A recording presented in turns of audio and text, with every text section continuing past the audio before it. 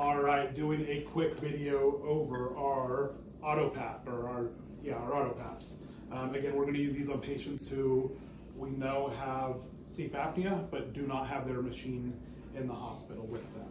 So first off, let's talk a little bit about setting these up. Now, there should be a circuit already on here. We do try to leave these set up. In the case that it's not, I do want to call attention. These are a little bit different than all of our other devices. As you can see, this is just a standard blue corrugated tubing. Now the way we set these up is we cut a small section, and that goes there on our outlet. We do put a bacterial filter in line, and then we use a longer circuit to reach the patient. In the chance that this is not set up, there should be quick, easy, ready bags to grab from the RT department that have your basic setup. So your small section, your filter, and your longer section. One of the things that we do not necessarily always leave set up because we don't want to leave them sterile is our water chamber. It'll come in some sort of bag from when it was cleaned in surgery. And these can be a little bit funny to assemble. So here at the end, you will slide those little, I don't know what you want to call those little lips. They kind of slide in like that, and it closes like that. You'll put your water inside here.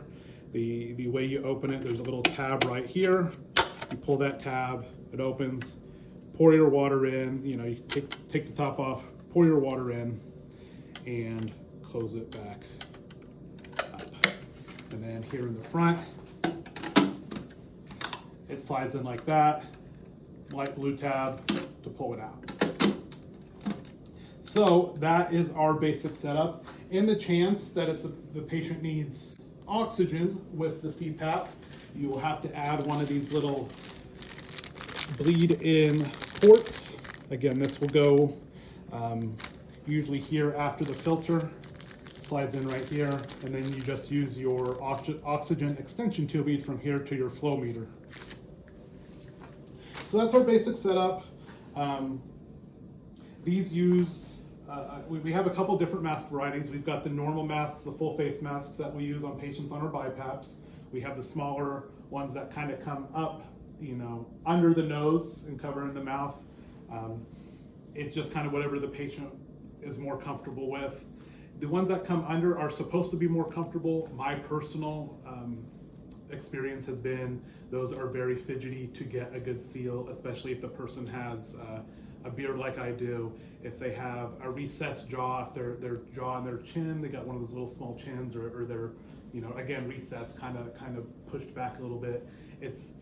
I just have a hard time with those. Not everyone does. Maybe it's my fault, but I just like the full face mask. So that's what I'm recommending to start with. Now, turning this on, you just hit on. Now, our usual starting settings, our default settings with this is going to be our AutoPAP setting with a range of 5 to 20.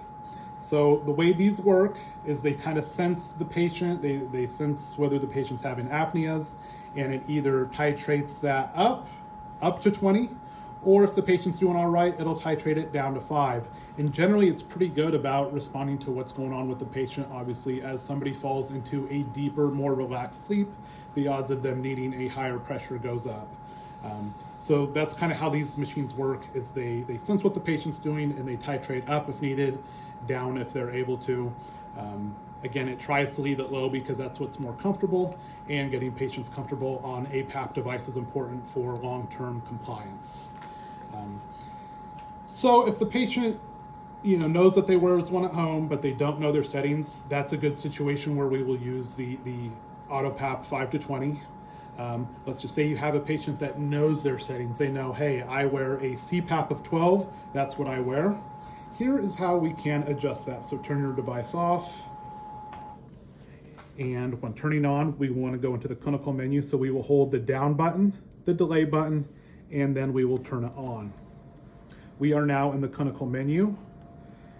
So here's our operating mode. Again, let's say our patient wears a CPAP of 12. Right now we're on auto adjust. I will switch that to just the basic CPAP. I will tab over to our set pressure. Again, it's set at 5 right now. I will raise that up to 12.